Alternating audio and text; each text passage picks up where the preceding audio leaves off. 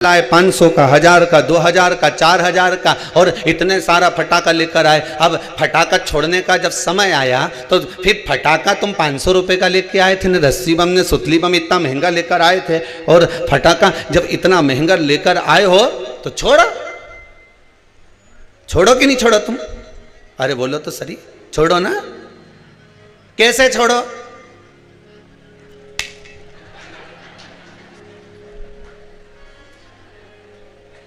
अब जब तुम 500 का लाए हो, अरे बोलो तो जम के, 2000 का लाए, इतनी बड़ी पेटी खरीद कर लेकर आए, इतना सारा पैसा खर्च कर कर लेकर आए हो, तो अब सारा घर का लोगों को क्यों, अब मैं फटाका छोड़ूंगा नहीं, सब यहीं खड़ा रहो, हिल मत जाना,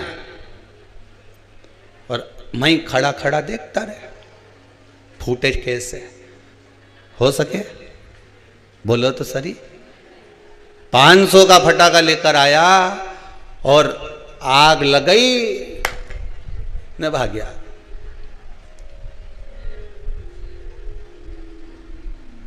$500 का फटाका लाया, आग लगाई और भागा। छोड़कर गया कि नहीं गया? अरे बोलो तो जम के, छोड़ा, भागा। उसी तरह फटाके भी हमको ज्ञान देते हैं कि 500 का लेकर आया था ने, आग लगा के 2 मिनट में भाग गया। अगर खड़ा रहता तो मुंडा काला होता कि नहीं होता? अरे बोलो तो सही है। और मुंडा तो मुंडा काला होता ने, हाथ पैर का कई होता, ये तो राम जी जानता। भागना पड़ा छोड़कर। उसी तरह 500 का फटाका लाए, छोड़कर भागना पड़ा। बस एक निवेदन है, संसार में आए हो, बहुत सी चीज़ें खरीदना पड़ेगी। ये घर परिवार कुटुंब कबीला सब कुछ हमने जोड़ा, ये समझ लेना फटाका है, और एक दिन इसको छोड़कर भागना पड़ेगा। रह नहीं सकते इसके पास, इस फटाके के पास खड़े नहीं रह सकते आप। और आप में किसी में सामर्थ्यता हो तो खड़े होकर बता देना, एक पेटी में आग लगा, वहीं खड़े रह जाए। अभी दशहरा आने वाला है, किसी से कह देना रस्सी बम हमारे सामने जला, मैं तो यहीं खड़ा, जा कर क्या कर लेगा? 1000 रुपए का लेके आया हूं मैं, 5000 का लेके आया ने, आग लगा मेरे सामने लगा, परिवार वाले के इकट्ठा कर लेना, रे फटाका है, अभी आग लगाऊं, देखो 5000 का लेके आया हूं। खड़े रहोगे? नहीं, आग लगाए ना, भागना पड़ेगा। उसी तरह परिवार कुटुंब कबीला नाते रिश्ते, fridge cooler washing machine dining, ये सोफा ये पलंग ये मकान ये जमीन ये जायदाद, सारी संपदा हमने जोड़ी, ये फटाके की तरह है। जिस दिन परमात्मा आग लगाएगा उस दिन भागना पड़ जाएगा, तुरंत छोड़कर जाना पड़ेगा, इस संसार सागर से निकलना पड़ेगा। बस इतना ध्यान रखो, पेटी पास में रखो, सुतली बम पास में रखो, रस्सी बम पास में रखो, निवेदन है, पर आग मत लगाना। आग लगाओगे तो भागना पड़ेगा। रहो संसार में, रहो कुटुंब में, रहो परिवार में, नातों में, रिश्तों में, कहीं देने की मना नहीं है, खूब रहो।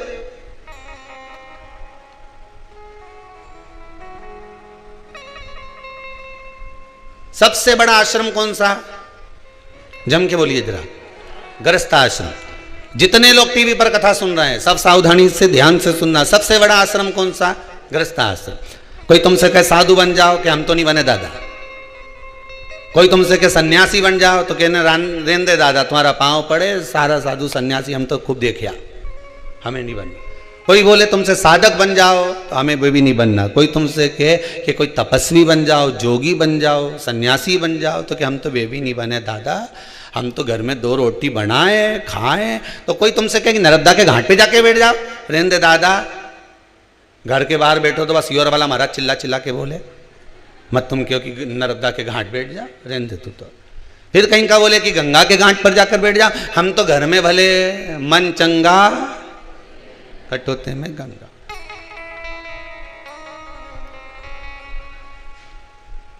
हमें नहीं बैठना।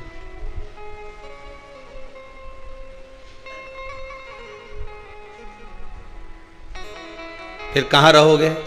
तो कहा जैसे मीरा घर में रहती थी, नामदेव जी घर में रहते थे, रामकृष्ण परमहंस जी घर में रहते थे, संत तुकाराम जी घर में रहते थे, मुक्ताबाई घर में रहती थी, कर्माबाई घर में रहती थी।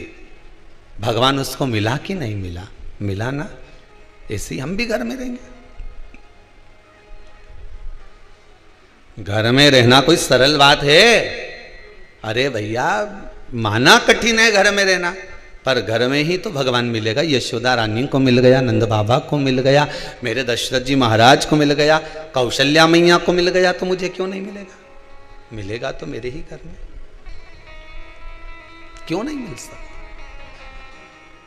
रहो घर में, बस इतना याद रखो। जैसे जैसे किसी एक सेठ जी के लड़के की शादी, सेठ जी ने कहा एक से बढ़कर एक आइटम आना चाहिए, बैंड देखो कहां का जोरदार है, कैसा वहां का बैंड जोरदार है, उसी को बुक करो। हलवाई कहां का जोरदार है, कैसा वहां का हलवाई जोरदार है, उके बुक करो। बोलो सही है कि गलत है? जिसके यहाँ अच्छी शादी होती है, खूब पैसा खर्च करे तो अच्छा अच्छा चुन चुन के लाए। तो किसी ने कह दिया साहब दूल्हा काय पे बैठेगा, तो कि घोड़ी पे बैठेगा, तो घोड़ी ढूंढो। तो कैसा घोड़ी, तो वो वहां की जोरदार थी साहब, ऐसी घोड़ी क्या जोरदार, दूल्हा ऊपर अगर बैठ जाए तो लगे कि दूल्हा। अगर शादी करो नहीं छोरा की तो घोड़ी तो उनंग की लाना सा। अच्छा ऐसा क्या हुआ घोड़ी में? अरे क्या जोरदार घोड़ी ने दूल्हा जब बैठे तो ऐसो लगे। नहीं तो शादी मत कर जो साहब, घोड़ी लाओ तो उनंग की लाना, घोड़ी लाओ तो उधर की लाना, नहीं तो तुम तो शादी मत करो छोरा की। इतना पैसा खर्च करो ने घोड़ी में क्यों ला? तो इतने में सेठ जी बोले चलो घोड़ी बुक करने चलते हैं। और सेठ जी गए, सेठानी गई और सब मिलके घर वहां पर जाके बात करी कि भैया तुम्हारे यहाँ घोड़ी है? कि हाँ है। तो शादी में दो क्या? तो क्यों नहीं देंगे, कितना पैसा लोगे? तो कि पैसे की बात तो बाद में हो जाएगी, कोई दिक्कत नहीं, ले जाओ, पर शर्त एक है। क्या? घोड़ी पे कौन बैठेगा? दूल्हे का बाप बोला मेरा छोरा बैठेगा। घोड़ी पे बैठने के लायक है कि नहीं? इतना में तो बाप के गुस्सा आ गया। बता, घोड़ी पे तो दूल्हा ही बैठे नहीं, छोरा ही बैठे, बैठने के लायक है कि नहीं? जब उसका बाप इतना पैसे वाला तो छोरा भी तो पैसे वाला, क्यों नहीं बैठने के लायक है? नहीं, घोड़ी पे बैठने के लायक तो है, पर शर्त इतनी सी है कि मेरी जो घोड़ी है वो 3 बार उछलती है।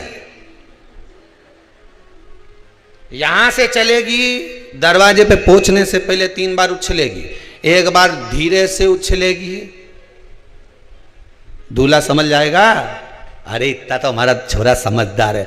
दूसरी बार उछलेगी, थोड़ी दम के उछलेगी, इतना भी समझ जाए। इतने में तीसरी बार जब उछलेगी ना, फिर तो हमारे भी बस की नहीं रहे। फिर छोरा का फर्ज है कि जैसे उछले वैसे कूद जा, और नहीं कूदा तो इसके बाद जब वो घसीट के ले जाए नहीं और जगह जगह से दोची पड़े, फिर हमारी गारंटी नहीं है। अब बोलो तुम्हें घोड़ी चाहिए कि नहीं चाहिए? तो क्या साहब हम फोन पे बता देंगे, हम घर जा ही रहा। अब घर जाके इन्हें विचार करा तो सारा रिश्तेदार मिलने आया, तुम तो साहब माँ गए थे घोड़ी बुक करने के लिए। हाँ साहब, तो क्यों नहीं करी? जब तक घोड़ी नहीं करो नहीं तो शादी मत कर, जो घोड़ी होए तो वहीं की होए। अभी कई की घोड़ी साहब 3 बार उछके,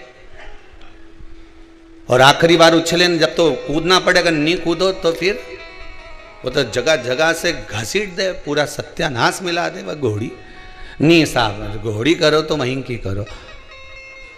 सारा पत्नी ने भी कह दिया जी कर लो ना, घोड़ी करने में क्या जाने, कर तो लो, पर वो उछके 3 बार, और 3 बार उछलने में, और तीसरी बार समझदार होगा तो कूद जाएगा। पहले छोरा से पूछ लो कूदे कि नहीं कूदे।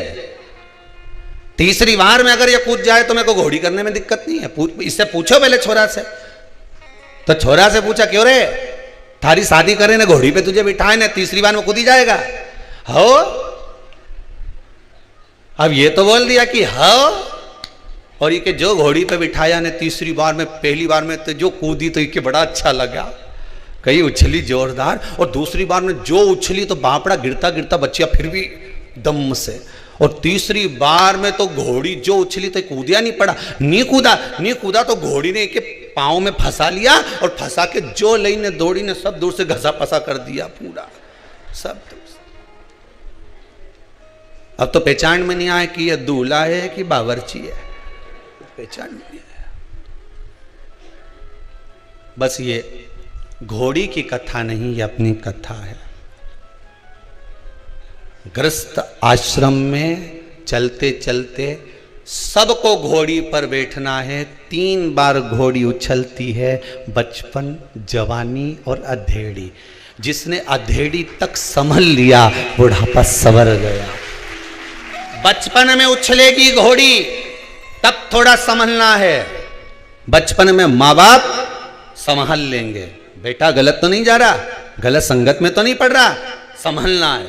जवानी आएगी घोड़ी उछलेगी। अभी तो हम कॉलेज में पढ़ रहे हैं तो क्या फेसबुक पे बात नहीं करे?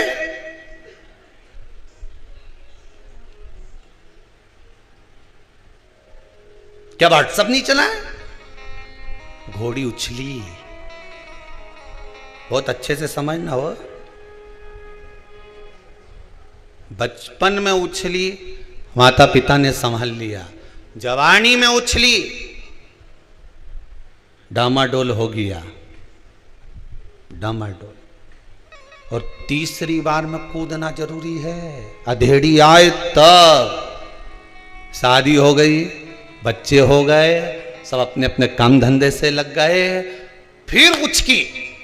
बस जब बच्चे काम से लग गए, परिवार सही हो गया, धन दौलत तुमने कमा कर दे दिया, सत्ता ला कर दे दी, सबको सब लायक कर दिया, अब तुम्हारा फर्ज है कि घोड़ी से उचक जाओ, चलो परमात्मा की ओर। तीसरे नंबर पर जब घोड़ी उच के सब अपनी अपनी जगह सेटल हो जाएं, सब अपनी अपनी जगह काम पर लग जाएं, तो उचक कर परमात्मा के पास चले जाना, उचक कर भगवान की शरणागति में चले जाना, शिव के चरणों में जाकर बैठ जाना, भगवान की भक्ति में जाकर बैठ जाना। और अगर नहीं बैठे तो घोड़ी रपेटना जानती है, अर्थात अधेड़ी अगर बेकार हो गई, बुढ़ापा बिगड़ जाएगा। बुढ़ापा बेकार हो गया तो अगला जन्म बिगड़ जाएगा। कई लोग हैं अगला जन्म बिगड़ गया लोगों का, कहीं हाथ बेकार, कहीं पाँव बेकार, कहीं शरीर बेकार। किसी से जाकर पूछें गुरुजी बताओ ये हमारे यहाँ बच्चा हुआ ऐसा क्यों हुआ, बेटी हुई ऐसी क्यों हुई, भाई हुआ ऐसा क्यों हुआ, कुटुंब में ऐसा क्यों हो गया, ऐसा व्यक्ति क्यों पैदा हो गया, उसको शरीर में ऐसी विकलांगता क्यों, उससे पूछो। क्योंकि जन्म मिला था, बचपन, जवानी, अधेड़ी, बुढ़ापा, मनुष्य का शरीर मिला था साधने के लिए, पर परमात्मा का नहीं हो पाया। आखिरी में ना बचपन में न जवानी में लांगा। घोड़ी तो उछली थी, अगर कूद जाता तीसरी बार में भगवान के चरणों में पहुंच जाता तो शायद अगला जन्म संवार लेता, पर अगला जन्म संवार नहीं सका। परमात्मा ने बारंबार मौका दिया। ऐसा कोई मनुष्य पैदा नहीं हुआ संसार में, चाहे राजा हो, रंक हो, भिखारी हो, चाहे ब्राह्मण, संत, साधु, सन्यासी, तपस्वी, साधक, उपासक, कोई भिक्षुक, कोई भिखारी, कोई राजा, कोई सांसारिक मनुष्य, कोई गृहस्थ आश्रम में रहने वाला, कोई घर में रहने वाला व्यक्ति, हर एक व्यक्ति को मेरा भोलेनाथ एक मौका जरूर देता है। किसी व्यक्ति से उसको एक बार जोड़ देता है कि मैंने तुझे मौका दिया है, इससे जुड़ जाना और जुड़ने के बाद तेरी जिंदगी संवार लेना। इस व्यक्ति से मैंने तुझे जोड़ा है, तेरे विश्वास से तुझे जोड़ा है। भगवान शंकर, मेरा भोलेनाथ, मेरा राम, मेरा कृष्ण, मेरा परमात्मा संसार के हर मनुष्य को, चाहे वो कोई मंत्री हो, संतरी हो, गृहस्थी हो, चाहे भिखारी हो, चाहे कोई किसी भी धर्म का, किसी भी वर्ण का, किसी भी गोत्र का हो, हर व्यक्ति को, चाहे छोरा हो, चाहे छोरी हो, चाहे व्यक्ति हो, हर व्यक्ति को भगवान एक बार किसी अच्छे व्यक्ति से जुड़ने का मौका देता है कि इससे जुड़ जाना, अपनी जिंदगी बना लेना। पर उससे जुड़ने के बाद भी आप अलग होकर अपनी जिंदगी को नरक बना लो तो तुम्हारा जीवन व्यर्थ, बेकार है। उससे जुड़ने के बाद भी तुम अगर परमात्मा के नहीं हो पाए तो फिर संसार में किसके हो गए? जन्म लेने वाले मनुष्य को भगवान एक मौका जरूर देता कि अपनी जिंदगी संवार ले। अभी तो ये मौका है, मैंने तुझे कहां से लाकर, किस भूमि से लाकर, किस जगह छोड़ा था, किस जगह से लाकर किस व्यक्ति के पास छोड़ा था, उस व्यक्ति के पास रहकर तू अपना जीवन बना सकता था, पर तूने अपना जीवन नहीं बनाया। मौका दिया परमात्मा ने, पर हमारा अहंकार, हमारा अभिमान, हमारी अहमता हमको जुड़ने लगी। हमारा काम, हमारा लोभ, हमारी आसक्ति, हमारी तृष्णा, हमारा विषय हमें जुड़ने नहीं दिया। आसक्तियों में फंस गए।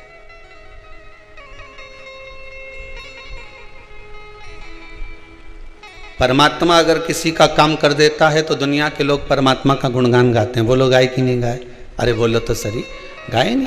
जितने लोग आस्था पर कथा सुन रहे हो, मोबाइल पर कथा सुन रहे हो, फेसबुक यूट्यूब पर कथा श्रवण कर रहे हो, मैं सभी श्रोता भाई बहनों को बहुत बहुत धन्यवाद देना चाहूंगा। बहुत बहुत साधु बात है साहब। टीवी पर सुनने वाले तो कथा टीवी पर सुन रहे हैं, तो भी अगर फेसबुक और मोबाइल पर लोग कथा सुन रहे हैं तो 40-40 हजार लोग केवल मोबाइल पर कथा श्रवण कर रहे हैं। उनको नमन करता हूं, आपके विश्वास को, आपकी श्रद्धा को नमन करता हूं। कल कार्यकर्ता बता रहे थे गुरुदेव 40,000 लोग तो केवल यूट्यूब पर कथा कर स्वादन श्रवण कर रहे हैं। मैं आपकी श्रद्धा, आपके विश्वास को नमन करता हूं। मैं नवयुवक टीम को जो अपना समय इस परमात्मा को, मेरे शंभू को दे रहे हैं, उनको नमन करता हूं। आपका विश्वास इससे ही जुड़ा रहे। मेरा शंकर आपको उन्नति की ओर लेकर चले जाए, बस यही विश्वास पर मैं आपको नमन करता हूं। यह आपका श्रद्धा, आपका विश्वास है, भरोसा है। एक मौका परमात्मा जरूर देगा आपको, आप हारना मत। आज दिल्ली से एक माता जी आई हुई थी, वो कह रही थी गुरुजी मैं पिछली बार अपने बेटे को लेकर आई थी, उसका एक एग्जाम नहीं निकल रहा था और वो उस कहाँ गई, वो बैठी होंगी कहीं ना कहीं। खड़ी होइए जरा, माइक दीजिए जरा।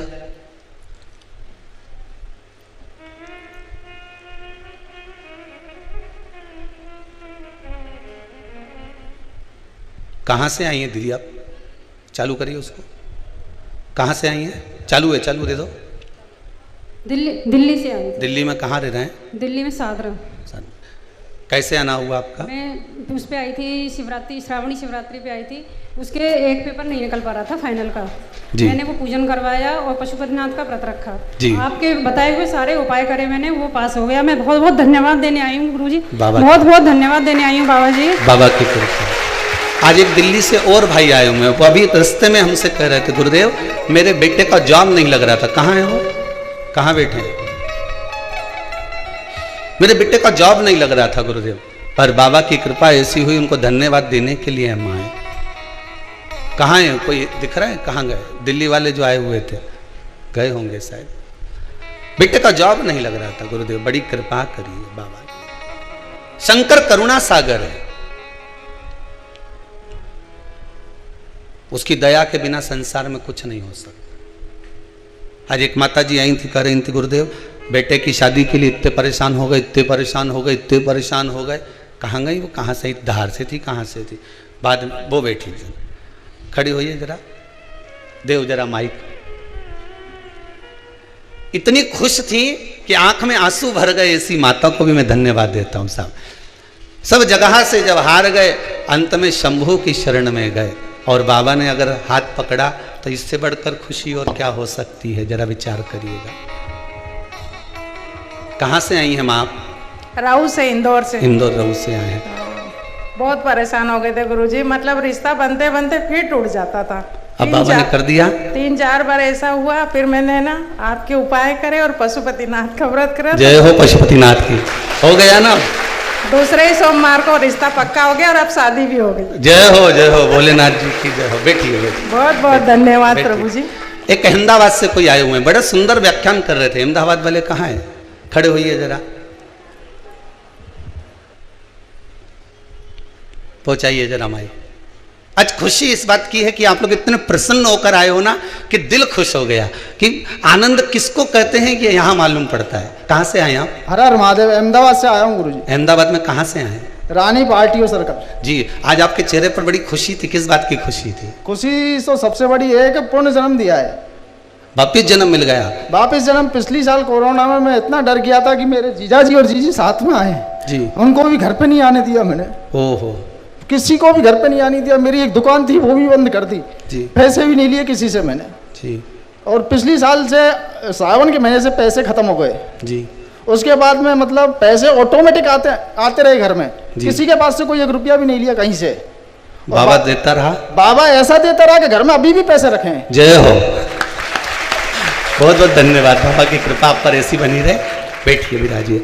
शिव कृपा करे, करुणा करे मेरा दयालु, तो उसकी करुणा में कोई कमी नहीं होती। केवल ये 3 ही नहीं, यहाँ पर इतने लोग आए हुए हैं बाबा की कृपा से। आपका विश्वास आपको लेकर आया है, भरोसा लेकर आया। इस धरा पर अगर आप आए हैं तो हमारा तो विश्वास है, जो नहीं भी आए उनसे कहते हैं कि शिव महापुराण की कथा अब दिल से श्रवण करना।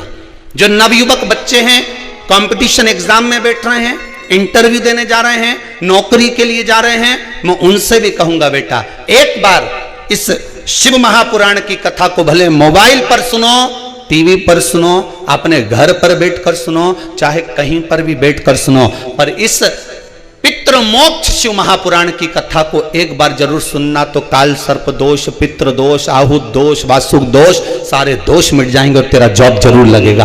तो पास होगा, उत्तीर्ण होगा, अग्रण्य बढ़ेगा, चिंता मत करना। तो बाबा पर विश्वास रखकर आगे बढ़, बस शंभु का नाम लेकर। भगवान स्वयं कथा कह रही है कि परमात्मा एक मौका देता है आपको जुड़ने का। अगर आप जुड़ गए तो परमात्मा आपको ले जाकर कहीं अच्छी जगह छोड़ देता है, अच्छी जगह।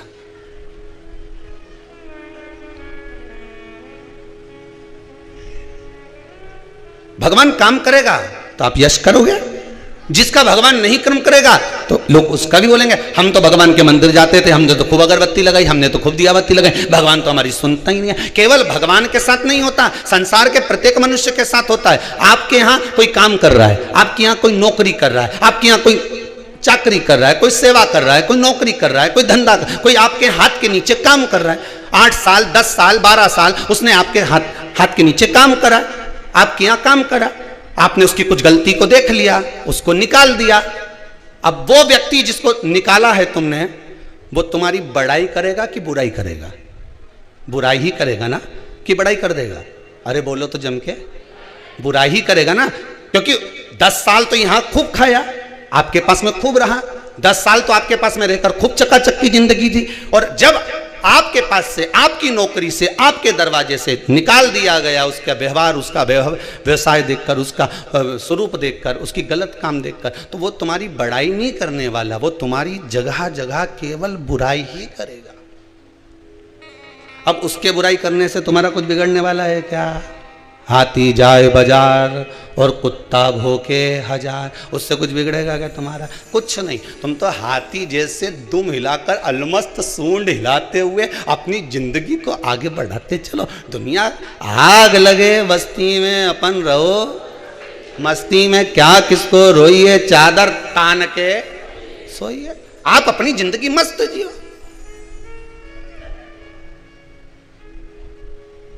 दुकान किस किस की है? हाथ उठाओ जरा, जिन जिन की दुकान है, बस धक लो। जितने आस्था पर कथा सुन रहे हो, दुकान तुम्हारी भी होगी ना। दुकान में कांटा और बाट रेक ही नहीं रहे। कांटा मतलब तराजू, और बाट, कांटा और बाट रेक ही नहीं रहे। अगर कांटा ही कांटा रख लो तो, अरे बोलो जम के, काम चले नहीं। और बाटी बाट रख लो तो कहीं माटा फोड़े? अरे बोलो तो सही, कांटा होगा तो बाट भी होगा।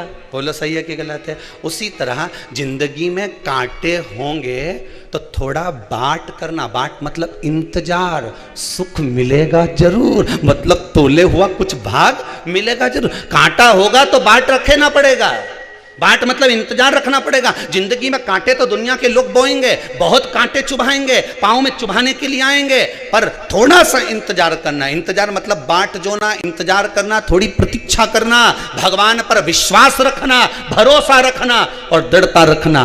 तो जैसे कांटे पर बाट रखाता है तो वस्तु तुला जाती है, उसी तरह जिंदगी में कांटे बोने वाले कांटे बोएंगे, पर बाट जो कर चलना, इंतजार कर कर चलना, तो कुछ ना कुछ तुला कर तेरा भी जीवन सार्थक हो सकता है। कांटा होगा तो बाट होगा। अकेला बाट किसी काम का नहीं होता और अकेला कांटा किसी काम का नहीं होता।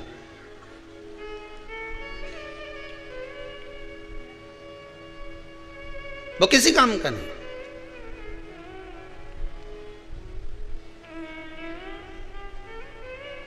दुनिया के लोग बहुत कहेंगे खूब कथा सुनती थी, खूब, जरा सा दुख आया कि दुनिया के लोग उंगली उठाना चालू कर देंगे। तुम घबराना मती, हाँ सुनती थी, और खजूर वाली चोटी बना के जाना, ले सुनू मैं तो जा, क्या कर ले। अब दुख आन पड़ा, इतनी तकलीफ आई, क्या कर लिया तेरे बाबा महादेव ने? तो कि उसने करा तभी तो इतनी शान से जी रही। और आपसे निवेदन है, पहले भी कथा में कहा, दुख कितना भी आए, कितना भी आए, पर चेहरे से स्माइल मत जाने देना। तुम्हारी स्माइल तो ना जाने कितनों को घायल कर जाएगी, ना जाने कितनों को। दुनिया के लोग कहेंगे इतना दुख आने के बाद कर्जे में लदालूम पड़ी, दुकान नहीं चल रही, फैक्ट्री बिकने में पड़ी, सारा मकान बैंक में पड़ा, इसके बाद भी इसके चेहरे पे इतनी स्माइल, सारा रिश्तेदार उनके अटैक आ जाएगा बापड़ी के देख देख के कि इतनी प्रसन्नता कहां से ली आई। इतना कर्जा बैंक में लोन में पड़ा, ये पड़ा वो पड़ा, बहू सुने नहीं, बेटी ऐसी बेटा वैसा, दुनिया के लोग कितना ही उंगली उठाए, पर शंकर की कथा अपनी जिंदगी में उतार कर रखना। स्माइल में कमी मत आने देना, प्रसन्नता में कमी मत आने देना, भगवान के भजन में कमी मत आने देना, भगवान की भक्ति में कमी मत आने देना, शंकर के स्मरण में कमी मत आने देना, शंकर के गुणनवाद में कमी मत आने देना, शंकर की कथा में कमी मत आने देना। मेरे चेहरे पर ये चमक, ये दमक, ये फुल बन में महक, सब कुछ भोलेनाथ की दी हुई है। कर्जे में हूं तो क्या हुआ, एक दिन तो उबारेगा। तुम्ही ने दर्द दिया है, तुम्ही दवा देना। उसने दर्द दिया है, उसने दुख दिया है, उसने तकलीफ दिया है, उबारेगा भी वही। क्यों रोऊं मैं, किस लिए रोऊं मैं?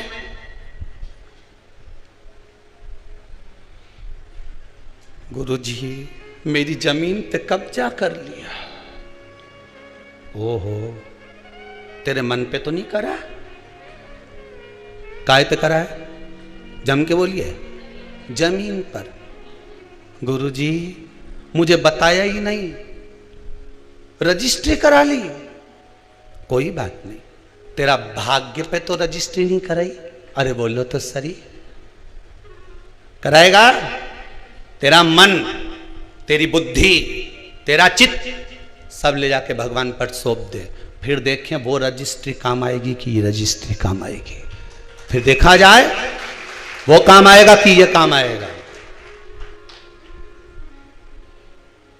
संसार के लोगों से व्यवहार निभाओगे तो एक ना एक दिन धोखा खाओगे, पर मेरे महादेव से व्यवहार निभाओगे तो दुनिया के लोगों के मुख चुप करके ऊपर बढ़ते चले जाओगे। संसार के लोगों से व्यवहार नहीं निभाना। संसार के लोगों में तो ऐसे रहना जैसे जल में कमल का फूल रहे। मेरे अवगुण दोष समर्पित हो सरकार तुम्हारे चरणों में। हमें परिवार में, नातों में, रिश्तों में, कुटुंब में, कबीले में सबके साथ रहो, कमल के फूल के जैसे रहो। कमल का फूल के नीचे कितना कीचड़ रहे, पर फूल कितना जोरदार रहनी। उसके देखते से तोड़ने का मन करे, जो तोड़ने जाए वो पहले कीचड़ में धस जाए, जब पहले धस।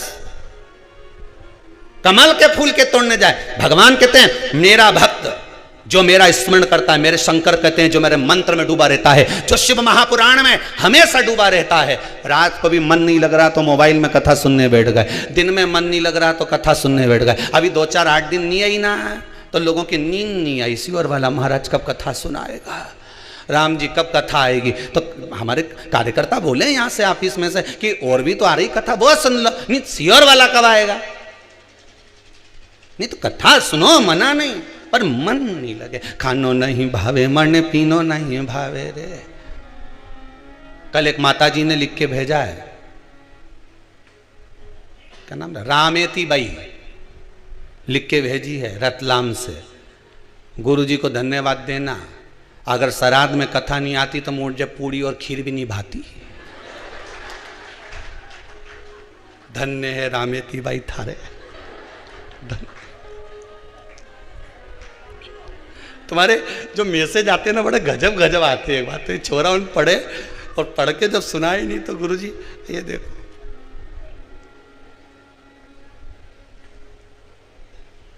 एक तो दादा हमें तो लिखना नहीं आया, नहीं तो हम ऐसे टाइप कर करके भेज दें। अब माला जपे कि टाइप करें यही समझ में नहीं आता। अब तुम्हें नहीं तो हम भी भेज देते हैं। हाँ री रामेती भाई बिल्कुल सही बोली रे तू तो, चित्त धरा है। भजन न हो,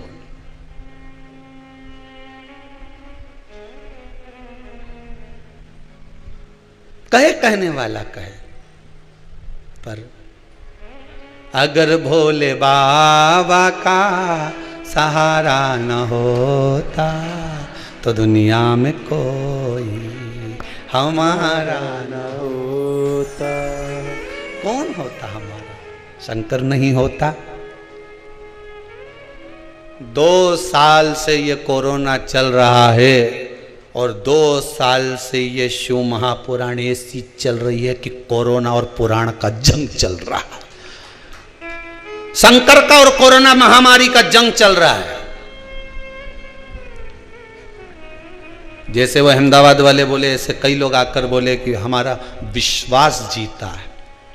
घर के लोगों को तो हॉस्पिटल में आने नहीं दिया, पर पत्नी ने कह दिया था चिंता मत करना, मैंने शिव महापुराण की कथा सुनी और महाराज छाती ठोक ठोक के सियोर वाला कि विश्वास करो विश्वास। जितना सियोर वाले महाराज पर भरोसा मत करना। सियोर वाले महाराज का क्या भरोसा, हम तो मनुष्य हैं और ना यहां पर किसी को भभूति मिलती है ना कोई बेल मिलती है इस कुबेरेश्वर धाम में। ना अभी भोलेनाथ जी बैठे हैं, यहां तो केवल कंकर और शंकर है। ना यहां बेल ना भभूति ना कोई मंत्र ना कोई तंत्र ना कोई विद्या। बस आओ ने अपने हाथ से पूड़ी सब्जी बनाओ खाओ ने जाओ। उसके बाद 3 महीने में भोलेनाथ जी फिर बुला ले फिर आ जाओ। बस इसके सिवा यहां तो कहीं है ही नहीं, महाराज ही नहीं मिला। तो सियोर वाला महाराज के चक्कर में मत पड़ जा रहे। हम तो फिर कहे पढ़ना उसके चक्कर में पढ़ो जिसके चक्कर में पार्वती पड़ी थी। पढ़ना है तो उसके चक्कर में पढ़ो जिसके चक्कर में गणेश जी पढ़े थे। पढ़ना है तो उसके चक्कर में पढ़ो जिसके चक्कर में कार्तिकेय पढ़े थे। उसके चक्कर में रिद्धि सिद्धि पड़ी, उसके चक्कर में अष्ट सिद्धियां नव निधियां सब पड़ गई और वो देव अधिदेव महादेव के चरणों में जो चले गया वो महादेव का हो गया। तुम किसी के चक्कर में मत पढ़ना, एक रत्ती का मत पढ़ना। कहीं नहीं जाऊं मैं तो बस केवल देव अधिदेव महादेव का भजन करूं।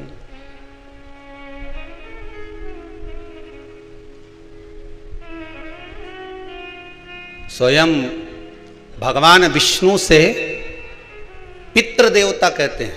आपको कथा में कहा था जितनी देर आप शिव महापुराण की कथा में बैठते हो, आस्था चैनल के सामने या मोबाइल पर कथा श्रवण करने बैठते हो, ऑनलाइन शिव महापुराण की कथा सुन रहे होते हो, उतनी देर जितनी देर आप भगवान की कथा सुन रहे होते हो उतनी देर आपके पूर्वजों के पास आपके पितरों के पास भगवान विष्णु बैठे रहते हैं। उनके कंधे पर हाथ रखकर कथा सुनते हैं कि तेरे बच्चे सत्कर्म कर रहे हैं, तेरे बच्चे पुण्य कर्म कर रहे हैं। इसलिए आपसे कह रहे हैं, बार बार कर रहे हैं कि इस पुनीत पावन 24,000 श्लोक से शिव महापुराण का जो यज्ञ चल रहा है इसका दर्शन करो, कथा श्रवण करो और अपने जीवन को सार्थक बनाओ। जितनी देर आप कथा में बैठे उतनी देर आपके पूर्वजों के पास मेरे नारायण बैठे, उनके पास भगवान बैठे।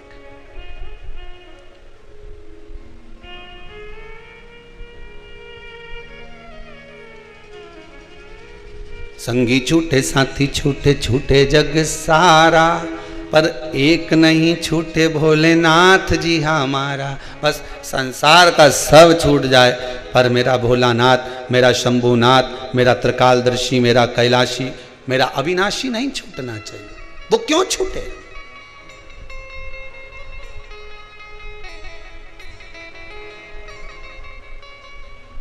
संसार का व्यक्ति पीछे पड़ा हुआ है। हाँ, हमारा बुढ़ापा कैसे निकलेगा, हमारे बच्चे नहीं होंगे तो हमारे को वो आग कौन देगा? अभी शंकराचार्य जी का